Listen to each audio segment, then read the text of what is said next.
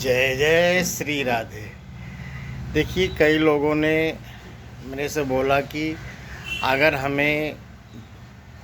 अपनी कुंडली का नहीं पता है, हमारी डेट ऑफ बर्थ नहीं पता है, तो हम कैसे समझें कि हमारे ऊपर किस ग्रहों का प्रभाव है या हमारे जीवन में किस तरह के संकट या सुख प्रदान होगा। तो देखिए, हमारा जो सबसे बड़ा इस ब्रह्मांड में जो स्थान मिला हुआ है, गुरुर् ब्रह्मा गुरुर्विष्णु गुरुर्देवो महेश्वरा गुरुर् साक्षात परब्रह्म तस्मै श्री गुरुवे नमः। गुरुदेव को,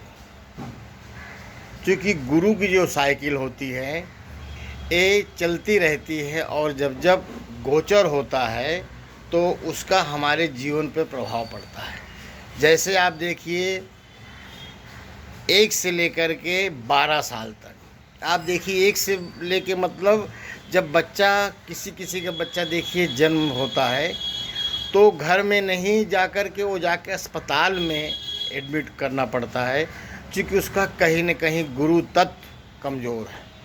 और हमारा शास्त्र ये भी कहता है कि 12 साल तक जो बच्चा जन्म लिया है उसका प्रारब्ध उसके माँ बाप के ऊपर है। तो अब देखा जाए कि वो बच्चा जो पैदा हुआ उसने तो अभी तक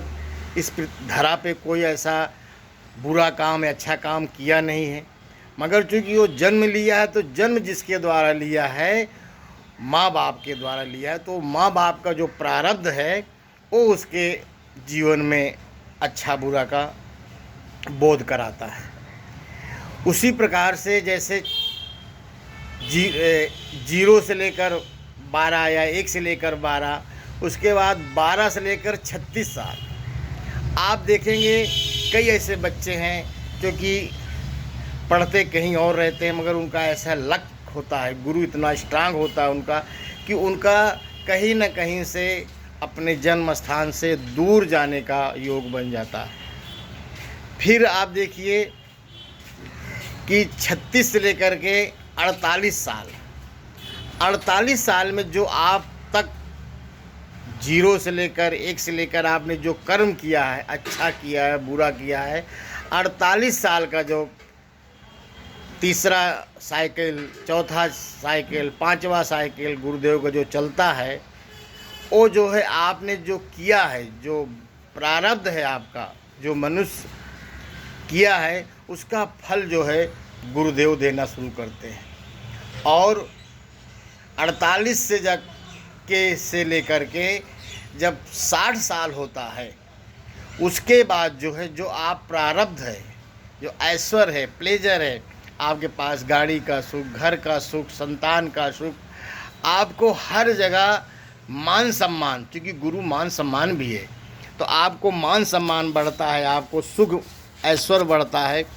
तो आप समझ लीजिए कि कहीं ना कहीं गुरु आपने जो भी प्रारब्ध किया है गुरुदेव आपको रिटर्न दे रहे हैं।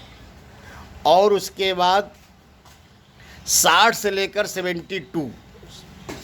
60 से लेकर 72 का जो चक्र चलता है, 8वां या 7वां चक्र जो चलता है, वो जो है आपको किसी की सेवा करनी चाहिए। जैसे आप देखिए, अनाथालय जो बने हुए हैं उसमें अधिकतर वृद्ध लोग रहते हैं, तो जो लोग सेवा करते हैं ना, उनका भी जो है 7वां चक्र चलता है और उनके जीवन में कहीं न कहीं से सुख समृद्धि प्रदान होती है। तो ऐसा नहीं कि आपको ज्योतिष का ही ज्ञान हो तभी आपका जीवन चल सकता है। आप अपने धर्म से, अपने कर्म से, आप गंगा स्नान करके, आप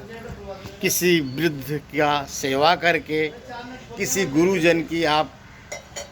मंत्रों का पाठ करके भी अपना गुरु तत्व मजबूत कर सकते हैं। क्योंकि जो हमारे ब्रह्मा विष्णु महेश जी हैं, इन्होंने क्या कहते हैं, गुरु को बहुत बड़ा स्थान दिया है। क्योंकि आप देखिए, रामचंद्र जी जब तक अहिल्या जी को नहीं तारा, जब तक उनके गुरु ने नहीं बोला, तो इसलिए क्या कहते हैं, हमारे जीवन में हमारे कोई ऐसा योग पुरुष, कोई ऐसा योग ज्ञानी जब तक हमारे जीवन में नहीं आएगा, तब तक हमारे पास सब कुछ होते हुए भी हम उस चीज़ से कहीं ना कहीं दूरी बना के रखेंगे। तो गुरु का जो चक्र है, गुरु की जो साइकिल है,